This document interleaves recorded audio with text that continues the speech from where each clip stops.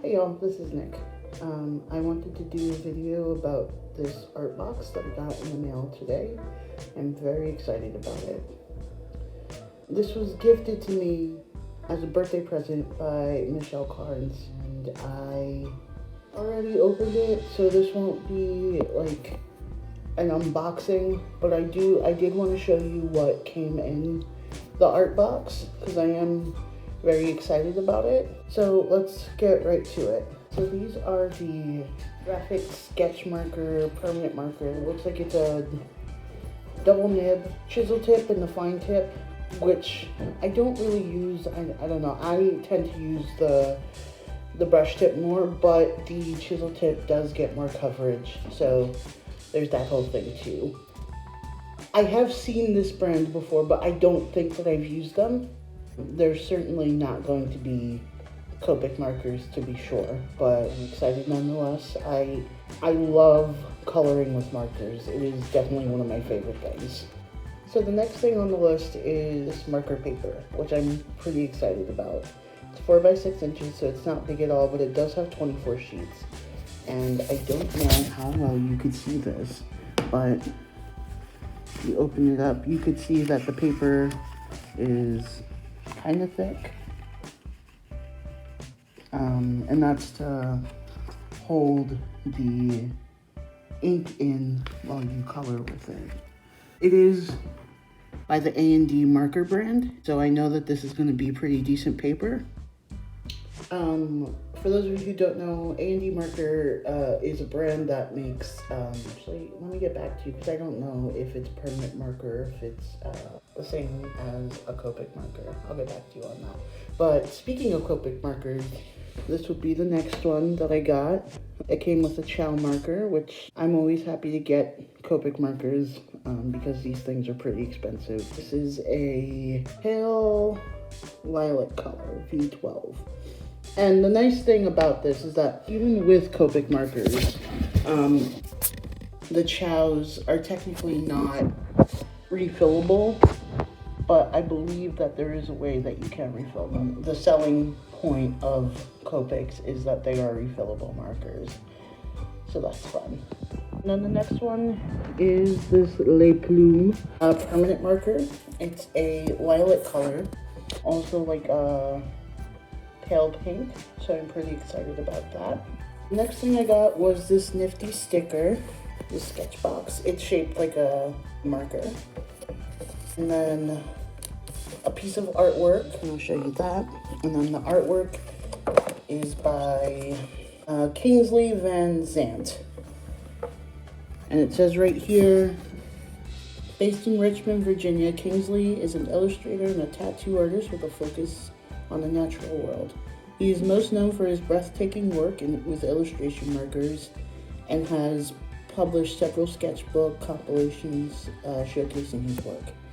Make sure to check out his Etsy shop where you can find a collection of pins, keychains, masks, and more. And then you have his social media information down there, as well as his Etsy shop. And the last thing that came in the box was a list of the materials. So you got the markers that run at about $17.50 retail price. Like I said, the Copic markers are expensive, and the Chow markers I think are branded as like the children's or like the student grade version of a Copic marker. So for those of you who don't know, there is student grade and then there's professional grade, and professional grade is the high quality expensive shit. So a regular Copic marker retail price is about $8.99, while you could see the Chow marker is $5.49. The Le Plume is a soft violet, so I was mistaken. It's not a lilac, it's a violet. But these are, like I said, it is a permanent marker. But it's used for illustration specifically. And then, like I said, it comes with the AD marker pad, which runs at about $8.49 for 4 by 6 inch. And then if you're interested, you could always go to the website at the bottom, getsketchbox.com/school, to see videos and you know, like artwork from other artists.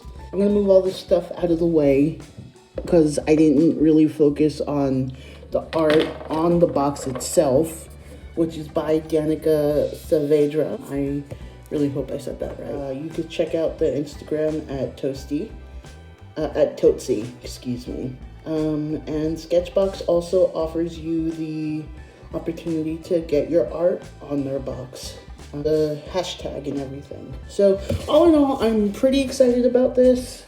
I haven't done traditional artwork in a long time, so I'm excited to kind of get back into it. You know, the thing about digital work is that once you start working on a computer screen, your brain kind of programs itself into thinking how things work, and it gets used to the shortcuts. So when you go back to traditional artwork, you kind of have to reset your brain, or at least that's how it works for me. So like this Doberman, for example, I can register in my head, if I were to draw this, you know, that I would need to do the sketch first, and then I would have to ink it in, and then I could color it. But you know, but because there is the opportunity to layer things and use different types of filters, I don't have to worry so much about like erasing and doing all that stuff. But because this is traditional art, you know, you kind of have to go step by step and figure out like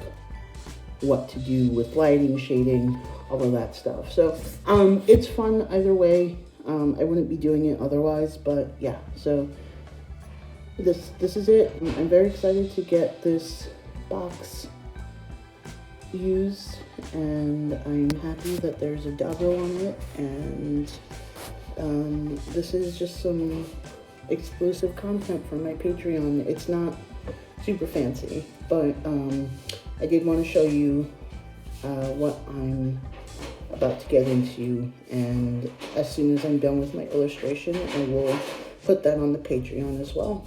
Thank you so much for supporting me all. Alright, I love you. Bye.